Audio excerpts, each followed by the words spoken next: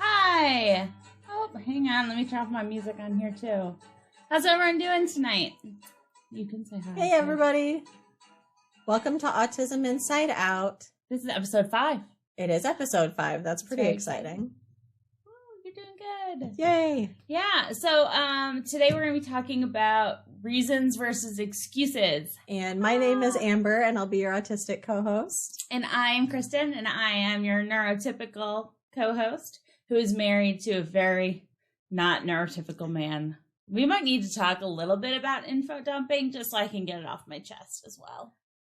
I have that on my list for upcoming episodes, so if this topic gets boring, we'll jump in there. So I know it has been 2 weeks since we have been on, but as some of you may remember or know, 2 of the 3 people that make up the Autistic Cats had major surgery within that 2-week span. But everyone is doing really well. Yes. I apologize in advance if I have any coughing fits. My surgery wasn't that big, but it did require general anesthesia. And after the intubation and extubation, my throat's been a little scratchy. So I don't have COVID. I was tested. I'm negative and I'm vaccinated. Yeah. Amber does not have the COVID, but sometimes she will talking. be coughing. Yeah. So I apologize. I will cover my cough as a good example to everyone. Good. Do a good job. I realize that the incubator behind you kind of gives you like a weird thing on the side of the head. So cool. That's our incubator. Just ignore it. And hopefully exciting, we'll be getting and I'm a little far from this time, a second camera. And when our pregnant mom that we have named Holland has her kittens, I will set up a kitten cam. Yay, babies.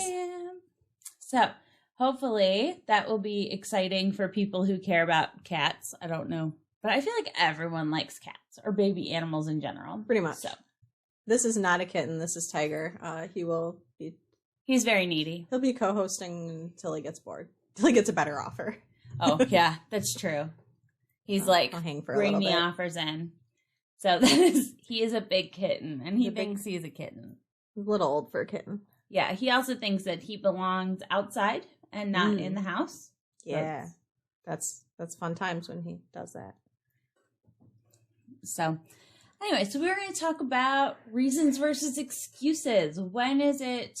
Well, I know that autistic people have a hard time coming out because they think of it as an excuse for some people. Not everyone, but a lot of them. I am incredibly guilty of this, which is how this ended up being a topic. Yeah. And I know I'm not the only one. But I was thinking, I think there's just a greater human topic here to talk about. Oh, absolutely. When something is a reason and something is an excuse. And how do we know the difference? How do we know the difference? Because we wait for Christy to tell us. That's what I do. But if you guys have other methods. Okay. Well, I can't be the arbiter of all people's lives. So hopefully we'll get some good info out there and I can do that via YouTube eventually. Sure. Once I figure out how to edit anything or the software. Yeah. So basically I was starting because I was talking about, where can you get your own Christy? There are not Christy RSs yet. So it's a big problem.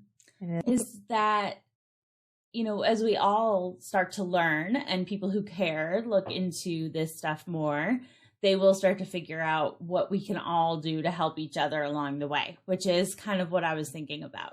Sure. Because for me, I was thinking, I am a klutz, which means I'm like your standard trip over their own feet, run into doorways kind of klutz. But I have, a physical disability that means that I am not steady on my feet because, Ehlers-Danlos it's hypermobility. So my legs, they're held together more by muscles and not tendons and ligaments and stuff, which are stretched out. So if your muscles aren't doing well, now you're unsteady. And that's why maybe you might fall over or veer. So is that an excuse or a reason why I'm a klutz? That's a reason. Are you sure?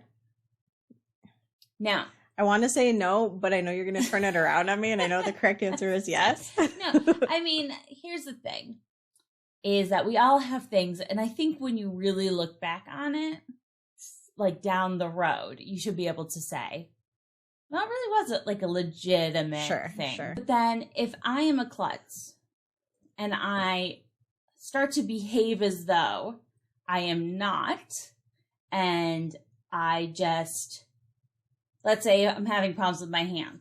I pick something up just one-handed that's heavy, and then I drop it. And I'm like, oh, that darn EDS again. It's affecting my hands. Is that a reason or is it an excuse because I wasn't actually careful when I know I have this issue?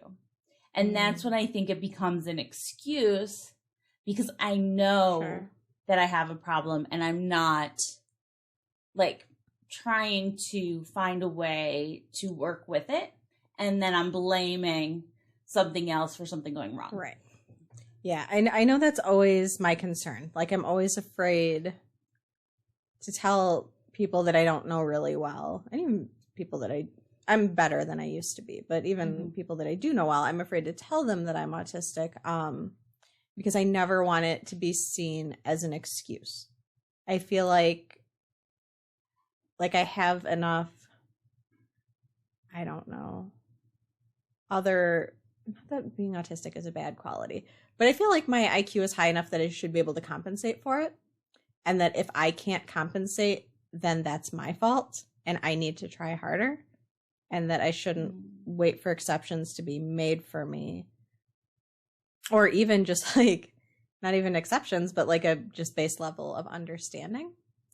And I have read that a lot in groups where like autistic people especially with masking, spend their whole lives working their asses off to like try to make up to everyone around them. And then there's like no give back from the other side. Because the normal, maybe somebody who's more neurotypical wouldn't feel the need to do that. Sure. So then we think that you're not, like, we don't view it as maybe overcompensating until you're maybe in burnout like mode and everything has stopped. But I don't know if people would even recognize that because they would just see that one day you were doing fine and then one day you weren't and would, excuse me, wonder what else was going on in your life. Yeah. Yeah. I swear I can't like wear glasses, but then I can't read because it's like, it's either all the glare or I can't see what I'm doing. It's fun. I like to watch the playback and watch the little light circle your eyeballs. Oh my God. Okay. So values, you're saying you do a lot of compensating too, that you're open about being autistic at work and on social media. And that's really good. I think that there's not enough people who feel comfortable being open about whatever is going on. Yeah. You know, and that was my kind of point too, is the vulnerability that we all feel can give us a better understanding of people's reasons, not being excuses. Sure. Too, if that makes sense. It's also hard to tell people because there's not a lot of neurotypical people know much about autism or anything that isn't just like an extreme stereotype. And it's almost like, well, if I tell them I'm autistic, then they're going to say, well, what does that mean? And then I'm going to spend the next hour of my life like trying to explain all this shit. And it's easier just to try to compensate and either that or they're just going to look at me like there's something wrong with me. So I understand the frustration with that because I do think that especially, I want to say definitely in America, but I have a feeling it's worldwide, that there is an undereducation about autism and what autism means in people's lives from, you know, one side to the other, and how that kind of affects people. However, I think even if there was more education, you're still going to spend a lot of time explaining because it's your experience. That's true. So I do wonder if you guys might be frustrated because you don't want to have to explain yourself to everybody and how it is for you and what it's like and all these things. But ultimately, isn't that what we need to be able to move forward? So how do we break that? It is. It's hard because you don't always have the emotional spell slots to explain it all. Yeah. I mean, and that's the hope with like this podcast. And I mean, obviously this podcast isn't going to change the world, but with just like any sort of media to try to get more information out there is always good. I've lost my train of thought. That's okay. No, I was just asking about, as people learn more, still having to explain yourself. Hi, Moira. That, explaining yourself because it's your representation or how it affects you is kind of what we were talking about. Yeah, because autism isn't like there's so many different facets to it, and it's not like you're just... Yes, Tiger, thank you. Like the high functioning, low functioning is such a stupid... It is. Well, they're talking about what support levels. Right, because that's... Because you can be like great at some things and horrible at other things, and to like just give a general label of high or low functioning doesn't help anyone because that doesn't explain what you're good at. Yeah. I can't imagine Val having to explain trans and autism at the same time with people. Yeah. So how you would do that and then explain another neurological thing that people don't have a concept of. Yeah. I feel like the whole reply you're going to get is, isn't everyone a little bit autistic? Ugh. Yeah. But aren't they? That's like going up to a pregnant person and being like, well, everybody gets nauseous in the morning sometimes. Everybody feels a little bloated now and then. But it's true. Like, they do. Why is that wrong? Explain. Why is that wrong? Because it's not every aspect of your everyday. Tell me. Oh, Lordy, I wasn't prepared for this. I didn't do good research. But whatever. You don't need to do research. It's about how you feel. Yeah. No, it's like it's the entire function of your whole brain is different all the time. It's not like, oh, I sometimes feel socially awkward. We're sure everybody does. Yeah. But not everyone is in like a state of panic all the time forever. It's about, we were talking about operating systems earlier. If everyone here is operating on Windows, in the world, then, people who are autistic are Macintosh. And if people have never worked on a Macintosh, they will never know what the difference is. That's true. And if you've never been on a Mac, then you'll never understand. If you've never been on a Windows, you'll never understand what it's like to be on Windows, but you'll have seen all of the stuff that is out there because it just exists in schools and everything is catered to a Windows life. Right. And so I think that is kind of one way to explain it very briefly that people might be able to digest if you just want to walk away. But yeah. And, as Atlas coming out as trans that's a much bigger deal. I think because if people know you as you are, you being autistic probably isn't that big of a surprise if they have any kind of knowledge about what autism is. Right. Because that's the caveat. You changing anything. People feel like they're losing someone when they come out as trans. Okay, I do not want to be offensive to anybody who is trans. I'm just going to share something real quick. I have a sister who is transgender. And for my mom, when she found out, it was like, that her child had kind of, a part of them had like died and having to come to terms with that and then move forward with this new child and learning because it had been so long and it was such a big shock and everything. But with being autistic, you're still who you've always been to people. Mm-hmm. So I think that is how it is. I guess there could be potentially some dropping of masking. Right. Okay. But I know, like, because, as, well, probably most of you watching know, I was married when I found out and came out. And my ex acted like it was this big, huge, traumatic thing and that it changed everything. Yeah. And it's like, I'm exactly the same as I was before. I don't understand that, too. Well, she was also a horrible person, so that's true. Caveats. But they're talking about tech things, and I can't really. No, it's okay. I just see technology words, and my brain shuts down. Linux, yeah. Well, I mean, like Linux is a whole different operating system. Yes, so people and it is one that I do not understand. Right. So it's like, everybody, if you have experience with it, it makes total sense to you. Sure. You have no experience with it. You're like, it's almost scary. Yeah. Because you're like, I don't know how that works. The nice thing about working with people's brains is that they can, read the manual. Okay. Thank you. Yes. Thank you. Manual. You can curse here. It's fine. Yeah. I listed this. We're very swear friendly. Yeah. I didn't put this for minors. Yeah, no, we accidentally talked about sex way too much for this to be okay for minors. I'm pretty sure we're like this getting banned from our local bar for all the weird sex talk we have there. Yeah. Maybe they forgot during the pandemic. That's true. We'll remind them once restrictions are lifted. Yeah, once we feel comfortable going back out, they'll be like, it's those sex girls.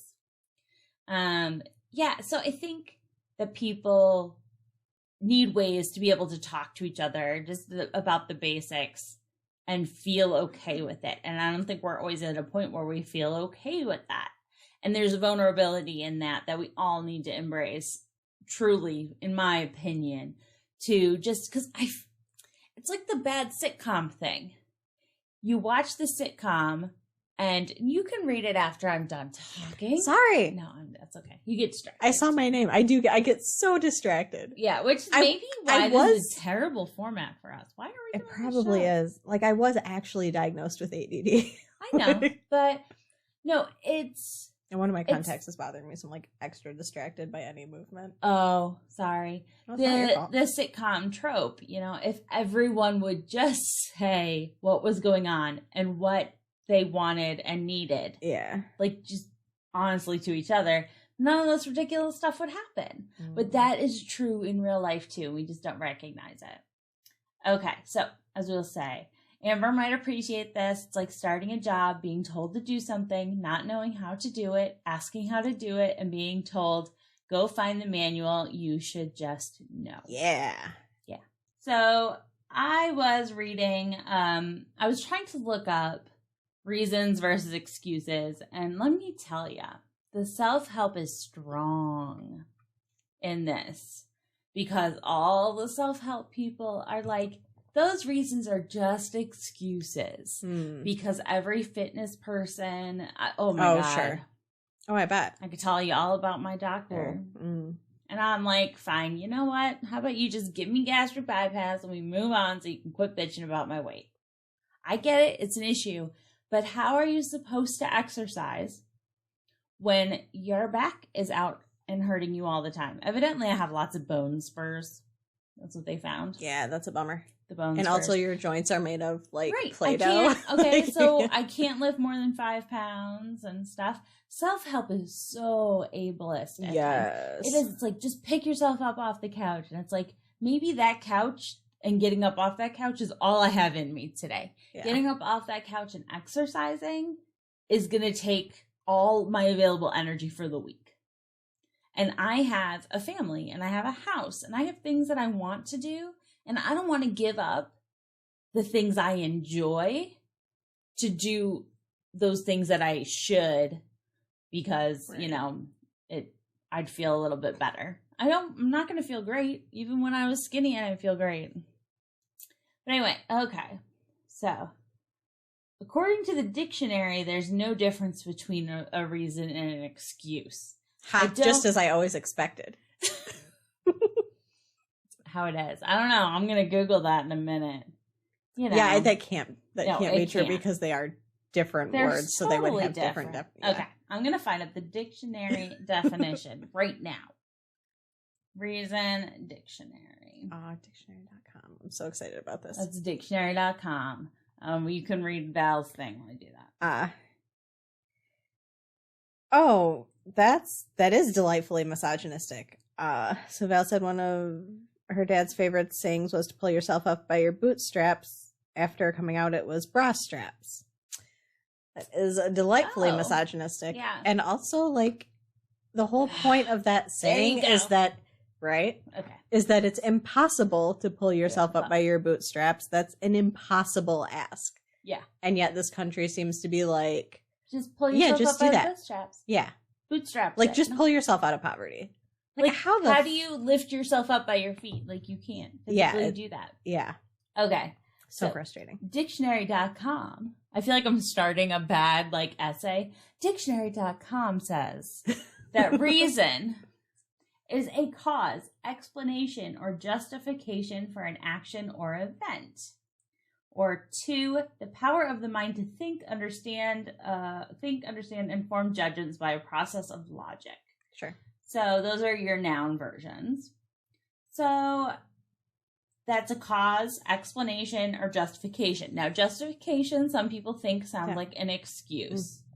I don't believe it is. I believe that there's like a hierarchy. Yeah, no, it's definitely contextual and so. And the dictionary.com definition for excuse is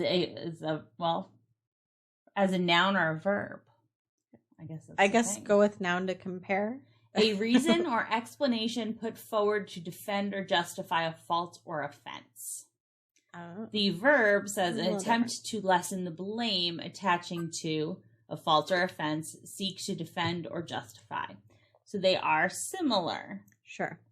And if you've internalized the view that autism is a fault, then you feel like telling people that you're autistic is like, oh, here's where I'm broken, and so like it's proving itself right that you are broken.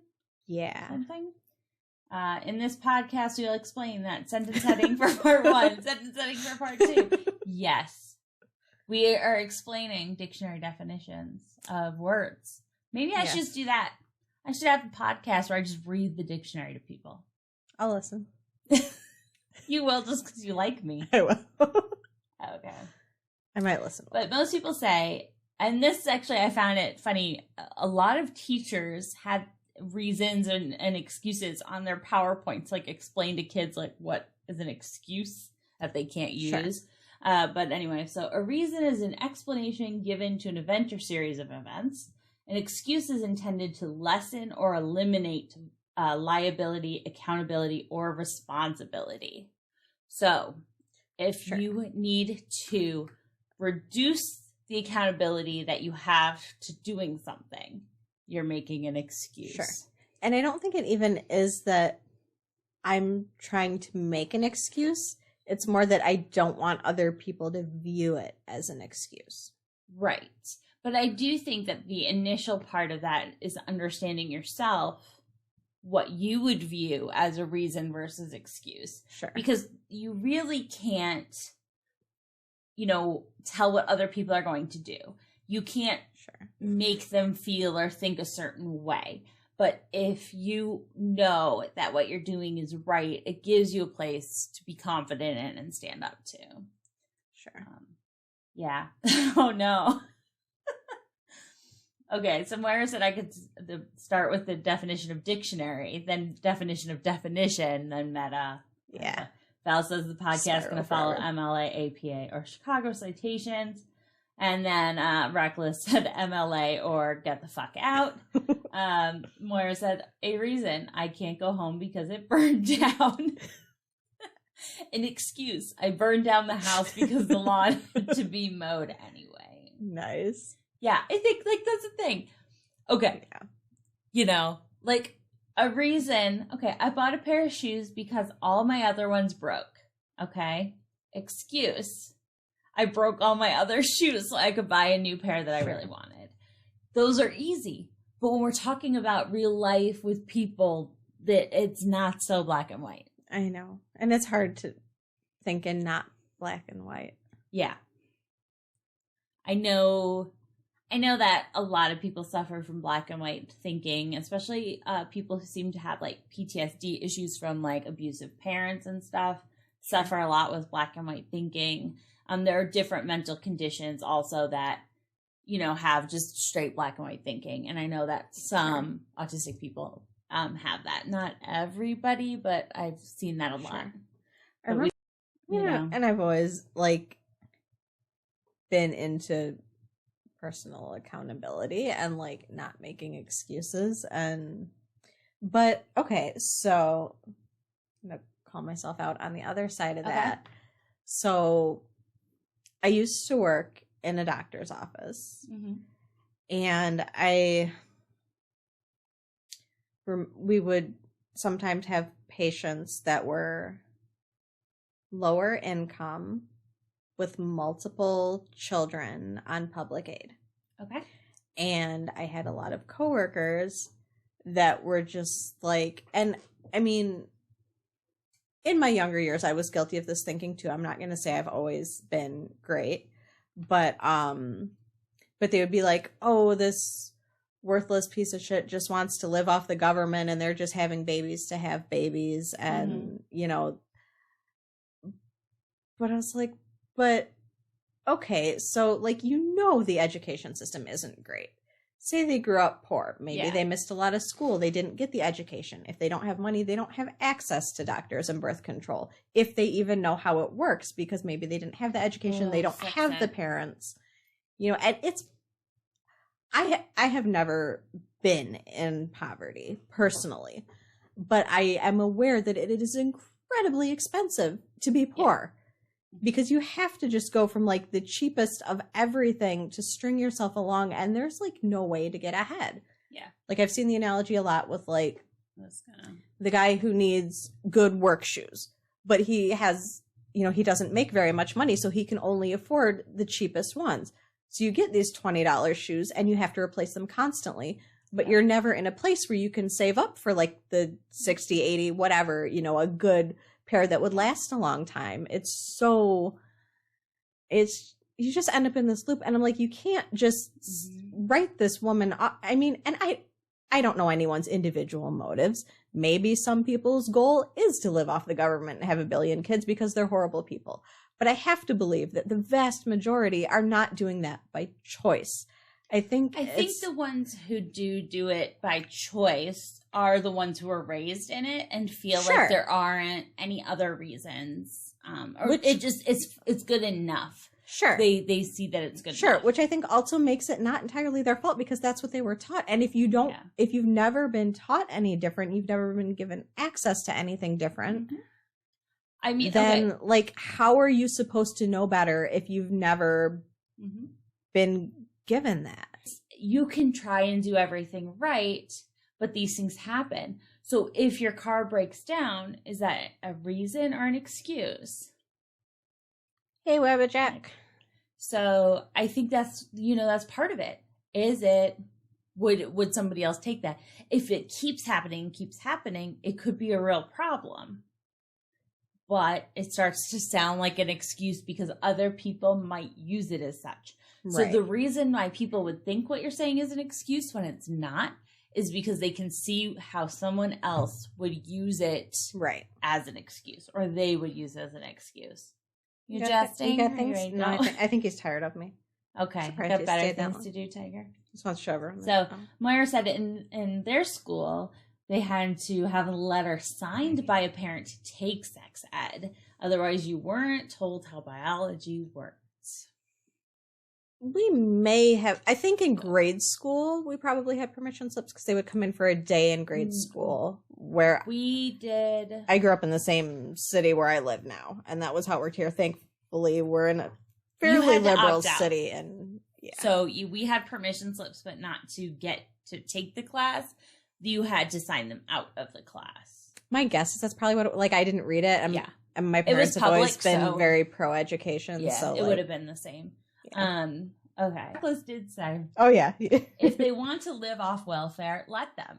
It's not a great life, but good enough to not need to turn to crime. Letting them get by secondarily improves my life. Totally worth the taxes for it. I would agree. I mean, it's not that much of a burden on there. I mean, with how much we pay to bomb people in this country, we can pay for some people to sit around and take care of their kids and not think it's earth-shattering. And for the people that don't like it, then why don't you help pay for some social support programs, some education, some actual sex ed? Like, help people get out of this situation instead of just shaming them and yelling at them. Make birth control available. Mm-hmm. Maybe let women make their own reproductive decisions. Yeah, like, I feel like my kid missed a lot of stuff because I'm not physically able to do a lot. I worry that I, like, mess them up because I'm not always the most active parent. I spend a lot of time laying around and a lot of time just doing things that are lazy to other people. But, I mean, your kid's pretty great.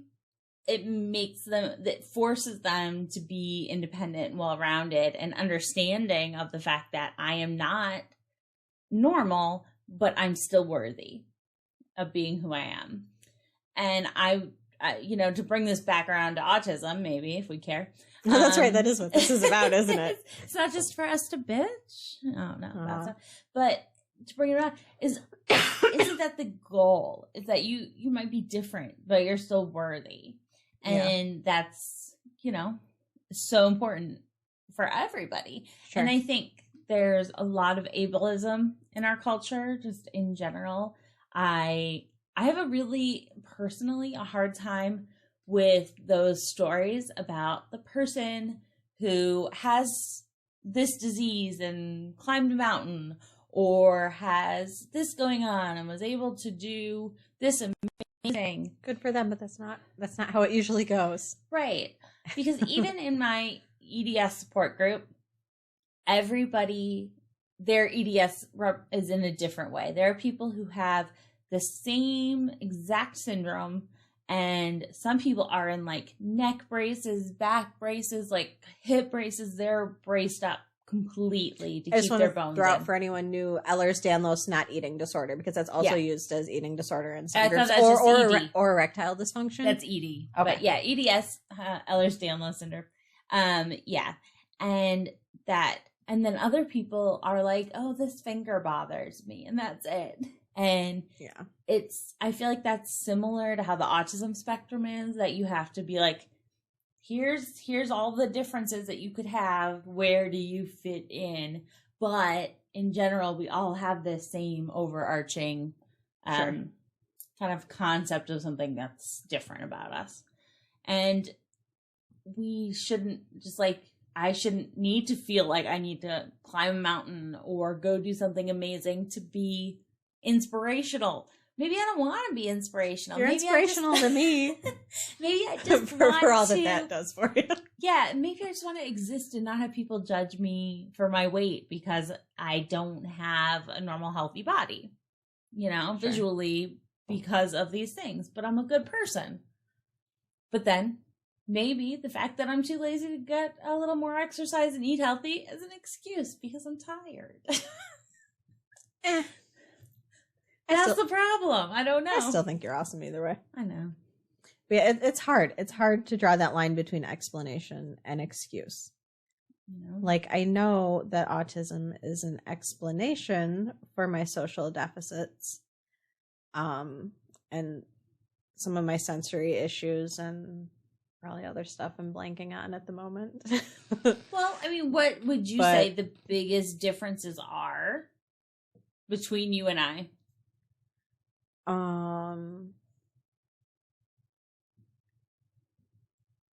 Probably I'm like terrified of talking to people.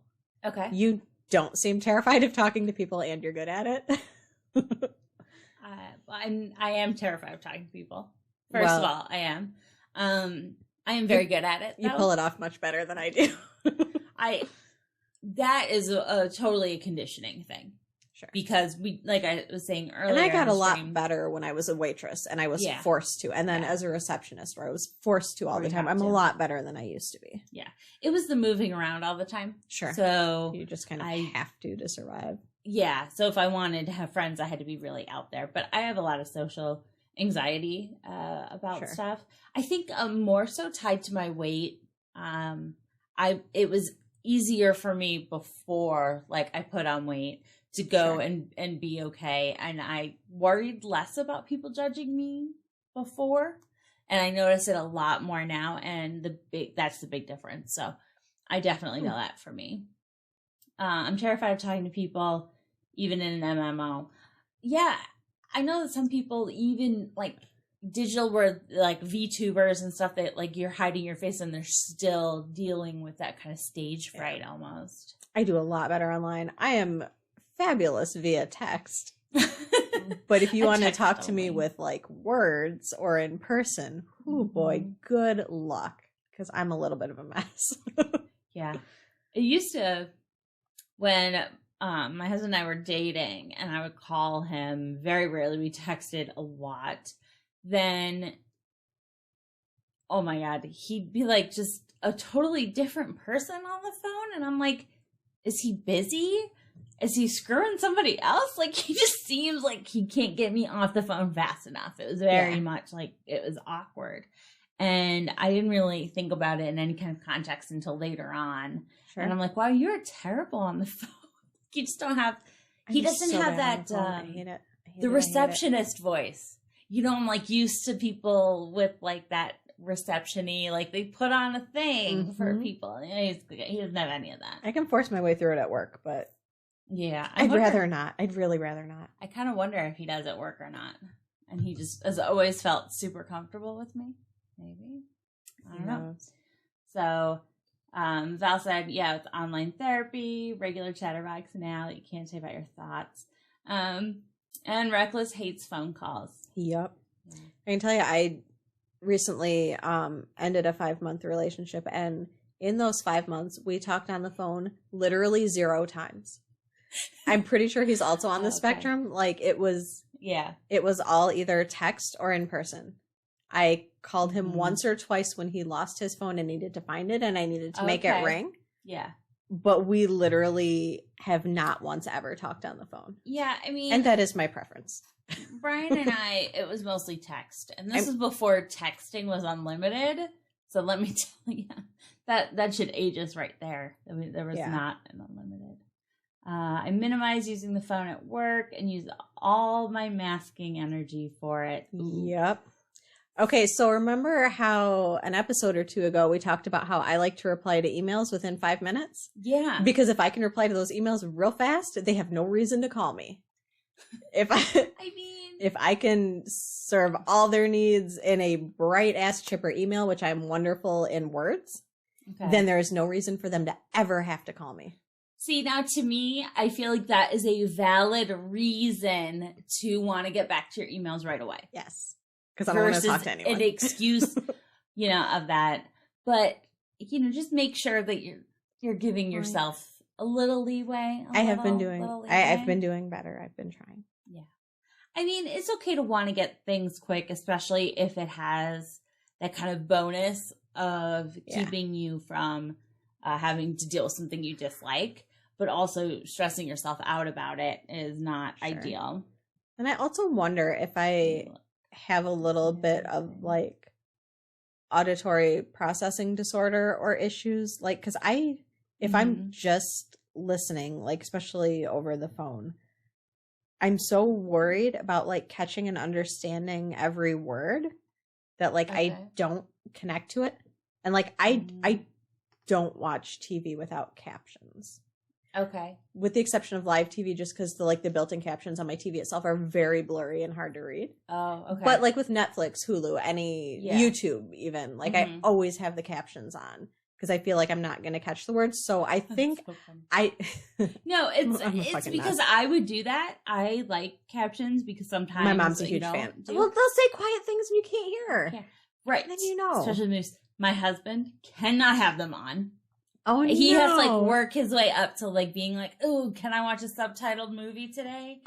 So I want everything captioned. You know, it's kind of hard. But Like, they did say that having captions on is the number one thing you could do to help kids learn to read. Sure. And I do find, I was a huge reader growing up, and I do find myself looking at the captions instead of what else is on the screen. But I'm like, God, I wish real life could be captioned. I would do. Yeah, incredibly distracting, huh, Reckless? They are, because I do look at the words instead of what else is happening. Yeah. But also, I hate watching TV without them because I always feel like I'm going to miss something. But, I mean, ultimately, what happens if you do miss something? I don't know. Existential dread. But probably nothing. Existential dread? Probably nothing. I think that's just your life. Then that's true. Amber and the existential dread. That's true. We should make a children's book series. Oh my God, can we? That'd be fun. Let's get your kid in on it. Didn't they want to do kids' books or something? Yeah, we'll still eventually work on that. Weeks of Despair? Oh, that sounds delightful. That's what I've been going through at work lately. Okay, Amber and the Weeks of Despair. Yes. Picture book for adults. I think we need to make it happen. We can make it like Dante's Inferno, the picture book, but Yeah. I'm into it. Yeah. Be like you were watching TV, just minding your own business, and you missed what that one said. And then it wasn't on Hulu the next day. But also with my ADD, I'm probably not going to notice that I missed it also, because I'm probably also scrolling on Facebook. I know. I was talking about the book. And then you spiral into the endless despair that is the inferno. That I do. I'm good at that. Yeah. Whereas Fed Out weekly releases over 70 weeks. We can do that. Make little tiny books. Chick tracks? I do love chick tracks. I know you do. Does anyone know what a chick track is out there? I do, thanks to Christy. Though we found one with my grandpa's stuff when he died, and then I gave it to you because I knew you'd appreciate it. Occasionally, you get them when you're trick-or-treating for the worst things ever. They're these. They're religious comic books. They're ridiculously bad. Spoiler alert, we're both atheists. So. Yeah, we're both atheists. Unapologetic. Yeah, about it. And feel free to, I'm not going to judge you, but come at me, bro. Whatever. Yeah. But these are like the worst of the worst. These are like really evangelical, books that they give out, and they don't want to give you candy because Halloween's satanic. Mm. And I think they're amazing. And I do follow these people, Hannah and Jake, that like to read them, and they're hilarious. Gotcha. I too. I could make them, but they could be like atheist, horrible, but for mental health, I don't know. Sure. Why not? But I won't print them because, wasteful. Yeah. Put those over there. Put them online. Look, we brought props. And now this isn't actually a green screen. It's my house. Right. It's my house. Yes, it is the office / foster room / craft room. And for those who came in late, we currently have a pregnant mom named Holland. Cat. Pregnant cat mom. We have a pregnant cat mom who is going to be due in a week or two, according to the vet that we foster. And once she has her kittens, you'll get to meet them. Then I was going to set up a separate cam that, could be like right up there in that little blank space now, or in the corner of this or something, that would be kitten cam. So no one will look at us ever. No one ever has to look at us. They can watch the kittens. We can quit wearing adult clothes.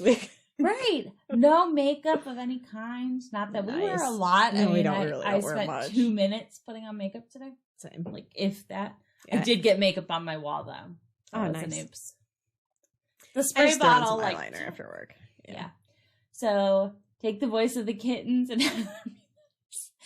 I would tell you, I would. Okay, I would like aerial them and be like, right. So they'll probably just be sleeping for the beginning, but I thought, how fun! You can at least just watch them be cute and cuddly, maybe. Okay. Anyway, kitten cam. That's what we were talking about. Yeah, we don't get distracted. We're fine. No, we don't veer wildly off topic. This is why I should just read the dictionary, because it's easier. That's true. I do. But you were talking about like the reasons and excuses. Yeah. So to get back on that a little bit, and I'll edit the end part and the beginning part together, and it'll seem like we're cohesive and coherent. Nice. That'll be an exciting first for us. Yeah. At what point, what do you need to happen to stop feeling like your reasons are excuses? Oh God. A massive cultural shift in understanding, which is not going to happen. Okay, well... not right away. I mean, we have seen things change. Tampa's follow. Thank you for the follow. Thank you. I think that, I mean, get some more followers for us then. I'm the trying. Cultural shift is, how does one ask for help without feeling guilty? That's a good question. And I was just thinking today, Moira, I feel like you and I have touched on this before. There's a famous, depending on your circles, singer named Amanda Palmer, who was very famous in her own right before she married a famous guy, Neil Gaiman. I'm not sure if they're still married. Things don't look great by the Instagram. But anyways, I know she wrote a book called The Art of Asking that's about how to ask for help. And I was just thinking today that I should probably get that book at some point, because I've been a fan of hers since I was in college. One of our swing dance friends actually introduced me to the Dresden Dolls, which is the band she was in at the time. And I know it was a really well-received book on how to ask for help. And I have no idea how to do that. So perhaps I should figure it out one of these days. No, I think that, it took me for physical help. I had to go through this a lot too. But the real thing was that the guilt that you're putting on it is all about you. So first recognizing that most of the guilt is going to be self-imposed. It's true. I think first of all, a good way, to ask for help is to start small. Sure. So pick something that you need a little bit of help with, but not a ton, that you don't feel okay, this is make or break it for me. Sure. But go to somebody you trust, a friend, family member, whoever, and ask for that. And I think slowly you actually need to almost learn it like a habit. Sure. Getting comfortable enough and then finding the right people to ask for it will start to become obvious if you listen to how people are receptive of what it is. I think that you're never not going to feel guilty, because we have all been taught, especially in American society, that we need to be able to do everything ourselves. Sure. That we are solely responsible for who we are, how we're doing, our own happiness, our own mental health, and all of that. Try asking. Yep, Spartan's got a great point. Asking for favors or help from people that you've helped before, and think, did I feel bad when they asked me? Right. I will say what happened recently is that we went, and saw the doctor. The surgeon was 2 days, you're having this big operation. My husband and I were not really prepared for it. And he needed to get stuff ready at work to be out for several weeks and stuff. So after the fact, I had to ask Amber to do all of these favors for me. I'm I felt awful. I felt silly. So awful. And I just kept having to say to myself, if Amber asked me to do this, I would be of course I would. Because it wasn't we had months and just didn't think about it. Sure. You had 2 days. And it wasn't a huge imposition. And I told you, I was going out shopping anyways. So to just add a couple things to the list when I'm already going is not a big deal at all. But still, I was oh no, but would she tell me if she really I take the role of emergency backup spouse very seriously. It's a self-imposed title. And they also have that title too. We all kind of function as emergency backup. Well, I mean, you and Brian are default spouses. Well, yeah. But, if I need a work date, I'm hey, I need an emergency backup spouse. Yeah. Can one of you be my date to a work function? And, or whatever. And but I think I always remind myself, would I feel bad if they asked me to do this? So I think that gives you a good understanding of if that person is good for asking that thing. because I do know that not everybody is going to help you with everything you need. But if you thought, if this person asked me to help with A, B, or C, then, you know, you can give it a try, and always, you know, of course, be willing to reciprocate when you can, not be walked over, but be willing to ask. Yeah. And that's a good point to look at it that way. Because when I was married, my ex was friends with a couple that were very wealthy. And a lot of times the wife, who she had worked with at one time, would like want to do things with us and like take us to places that were like way out of our budget. And she would always pay for them. And sometimes my ex would feel bad, and she'd be like, well, I don't want to go because it's going to cost them so much. I'm like, okay, for them, it's nothing. I'm like, but look at it if it was reversed. If you had all this money and you wanted to take the friend out with you and they couldn't afford it, would it be an issue for you to pay for them? She's like, oh, no, absolutely not. I'm like, okay, then there's your answer. She wants to do this thing and we can't afford the thing, but she can, but she wants us to be with her. And that's the only way that makes it happen, is for her to fund it. And if the situation was reversed, you would do it in a heartbeat. So like, try to keep that in mind. Yeah. And I definitely try to think about what are my strong suits and what can I offer somebody in return, because it's never going to be a 1-for-1 in all situations. So if somebody might have the finances to do something, that's fine, but can I offer this? So sometimes, like, you know, if I'm buying dinner, Amber might be like, let me bring dessert because you have more time or more ability, and we have a little bit more money that is easily spent, you know, on things like dinner, no big deal. But I don't always have the time to make dessert. It's like, that would be great, you know, and it doesn't need to be exactly the same amount. Right. And or like when we used to do D&D, like Christy was the DM. So like she did all like the mental labor and a lot of 3D printing labor. So like I would make lunch for everybody because that's something that I can do that I could contribute. Yeah. And other people would bring desserts or drinks for people. Yeah. And that's the thing. But also I'm often scared of the owing someone after asking something, but I didn't grow up in the best environment. Yeah. I don't think of it as like owing per se. I just know that I always think this person has been a good person to me and I would do whatever it was for them. I think of it as I would always do whatever my friends needed or try to help in a way. But the only thing I keep track of, I guess, in my head is if they are never there to help me back. Sure. That's kind of what there are times where it doesn't work out and I understand. Sure. But if it continues to be, you don't want it to be one-sided. Yeah. If I start to feel like it's one-sided, then I might start to like pay attention to how often I'm there versus how often they are there for me. For sure. But I don't ever think of it as owing, just kind of being a friend. I always worry more about like being an imposition than owing. Because like, I don't know, I always feel like I owe people stuff. Like as much as you buy dinner all the time, like all this podcast stuff, you bought pizza for dinner, which you usually do. Yeah. And then I'm like, well, shit. And then like, so I go buy this stuff for Brian and she's like, do you want me to pay you back? I'm like, absolutely not. Are you insane? But it was a lot. Okay, how much? It wasn't just one thing. No, but like, how many dinners have you bought me? I don't care. How many fancy ass bottles of gin have you bought me during Brian? That was different. Right, but I mean, it's like I'm like we're not even gonna get close to breaking even if I foot this bill. Like still, but okay. So I don't think about owing. Sure, but so for my surgery, one of my coworkers had offered to be my driver, which was great. And so she dropped me off, and then we knew that Christy had said she could maybe pick me up, but she had an appointment, and we weren't sure what time my surgery was going to get done with your appointments. Like, we didn't want to count on that. Yeah. So my coworker had said that she'd pick me up.